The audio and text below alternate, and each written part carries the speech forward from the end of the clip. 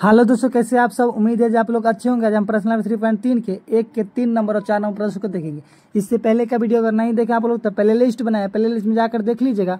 उम्मीद है कि आपको एक बार में पूरा चीजें क्लियर हो जाएगा और पूरा समझ में आएगा। तो प्रश्न नंबर 3.3 के 1 नंबर प्रश्न क्या कर रहा है, निम्न रैखिक समीकरण युग्म को प्रतिस्थापन विधि से हल करना है। प्रतिस्थापन का मतलब क्या होता है, समीकरण 1 को प्रतिस्थापन करेंगे ना तो समीकरण 2 में उसका मान रखेंगे, और समीकरण 2 को प्रतिस्थापन करेंगे तो इसका मान को हम क्या करेंगे, समीकरण 1 में रखेंगे। ठीक है, एक दोनों समीकरण में हम लोग x या y किसी को भी पक्षांतर कर सकते हैं। ठीक है, तो सबसे पहले हम लोग लिखेंगे हल और लिखेंगे दिए गए रैखिक समीकरण युग्म है, और समीकरण को हम लोग उतारेंगे। 3x माइनस वाई बराबर 3, 9x माइनस 3y बराबर 9। इसको समीकरण 1 मानेंगे, इसको समीकरण हम लोग 2 मानेंगे। अब समीकरण 1 से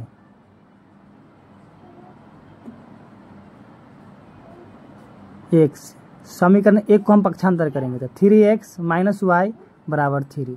3x इधर रखने देते हैं और बराबर के उधर 3 है तो इधर कर लेंगे 3 को। ठीक है, तो इधर आएगा तो माइनस में 3 हो जाएगा, और माइनस में y है, बराबर के उधर कर देंगे इसको पक्षांतर तो प्लस में y हो जाएगा। ठीक है, इसको सीधा से हम लोग लिखेंगे y बराबर 3x माइनस 3। इसको समीकरण हम लोग क्या करेंगे, 3 मान लेंगे।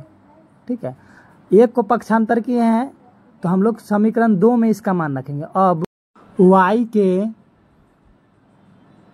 मान को समीकरण 2 में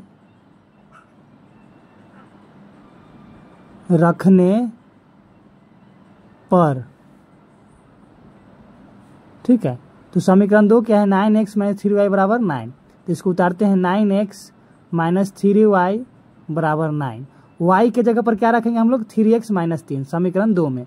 तो y के जगह पर रखेंगे 9x अपने जगह पर रह जाएगा, माइनस 3 भी अपने जगह पर रहेगा, और y के जगह पर क्या रखेंगे हम लोग, 3x माइनस 3, 3x माइनस 3 और बराबर में 9।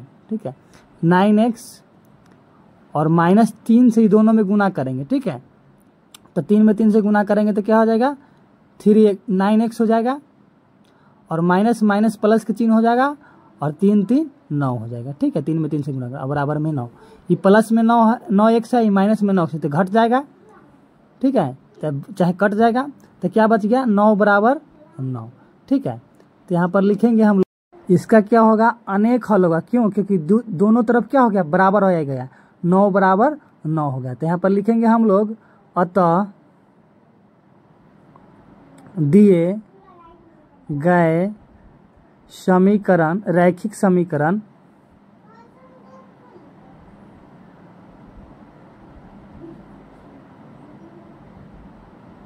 युग्म के अनंत हल है।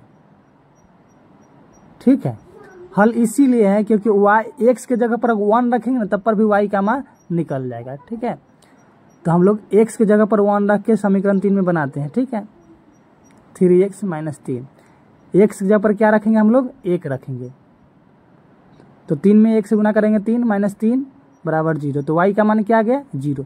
जब x का मान हम लोग 1 रखे तो y का मान क्या आ गया, 0 आ गया। फिर अगर 2 भी रखेंगे तब पर भी मान चल जाएगा, 3 भी रखेंगे तब पर भी मान y का मान अभी रहेगा। ठीक ना, तो इस तरह से इस समीकरण का अनेक हल होगा। ठीक है, हम लोग 3 नंबर प्रश्न को देख लिया। अब हम लोग क्या करेंगे, 4 नंबर प्रश्न को देखेंगे। तो ये भी प्रतिस्थापन क्या करना है, हल करना है। ठीक है, तो 4 नंबर प्रश्न क्या, 0.2x प्लस 0.3y बराबर 1.3, 0.4x प्लस 0.5y बराबर 2.3। तो यहाँ पर लिखेंगे हल दिए गए समीकरण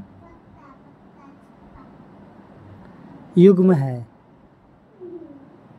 और समीकरण को क्या है हम लोग उतारेंगे, 0.2x प्लस 0.3y बराबर 1.3, इसको समीकरण क्या मान लेंगे हम लोग, 1 मानेंगे, ठीक है।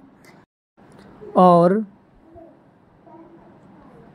0.4x प्लस 0.5y बराबर 2.3, ठीक है।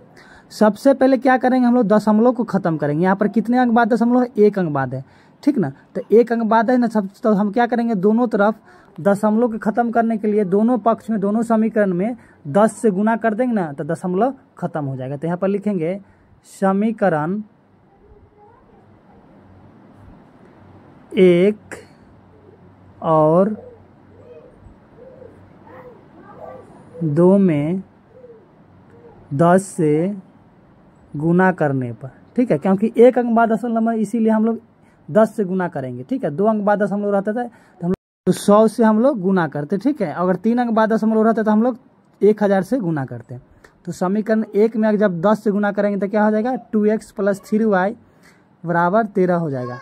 समीकरण 2 क्या हो जाएगा, 4x प्लस 5y बराबर 23। इसको समीकरण ऊपर का को 1 लिखेंगे और नीचल का को 2 लिखेंगे। अब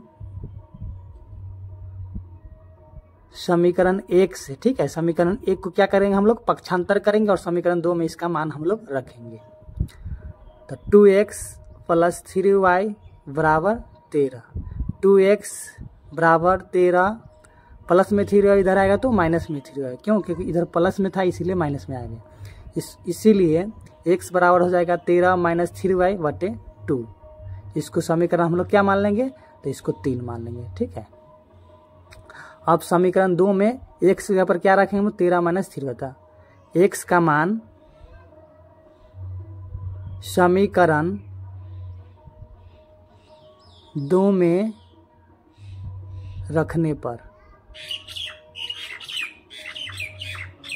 तो समीकरण 2 है यही, 4x प्लस 5y बराबर 23। x के जगह पर हम लोग क्या रखेंगे, तो 4 अपने जगह पर रहेगा और x के जगह पर हम लोग क्या रखेंगे, 13 माइनस 3y बटे 2। तो 13 माइनस 3y बटे 2 प्लस 5y बराबर 23, ठीक है। 2 से ही कट जाएगा 2 मरतबे, इसको घेर देंगे और 2 से ही दोनों में क्या करेंगे, गुना करेंगे, ठीक है। तो 13 दूना क्या हो जाएगा, 26 हो जाएगा और माइनस में 3 दूना 6y हो जाएगा और प्लस में 5y और बराबर में 23, ठीक है। 6y में से 5y जाएगा तो कई y बच जाएगा, 1y, माइनस में क्योंकि 6 ज़्यादा है इसीलिए, और 23 और प्लस में 26 इधर आएगा तो माइनस में 26 हो जाएगा, ठीक है। तो माइनस y बराबर क्या हो जाएगा, माइनस में 3 बचेगा, ठीक है। तो माइनस से माइनस खत्म हो जाएगा तो y बराबर क्या आ गया, इसीलिए 3 आ गया, ठीक है। अब समीकरण 3 में y बराबर 3 रखेंगे। y के मान समीकरण 3 में रखने पर, चाहे लेने पर,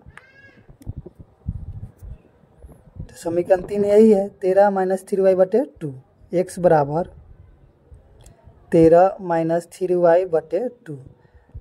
तो y के जगह पर क्या रखेंगे हम लोग, 3 रखेंगे, ठीक है।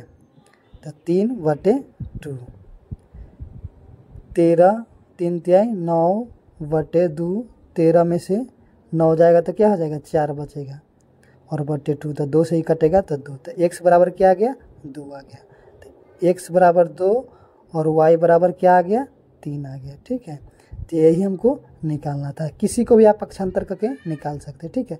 अगर किसी भी प्रकार का अगर दिक्कत होगा तो आप लोग कमेंट सेक्शन में कमेंट कर सकते हैं, बेहिचक कर सकते हैं, ठीक है। मिलते हैं नेक्स्ट वीडियो में, तब तक के लिए take care, bye, love you, ठीक है। किसी भी दिक्कत होगा तो आप लोग कमेंट सेक्शन में खुलेआम कमेंट कर सकते हैं, ठीक है।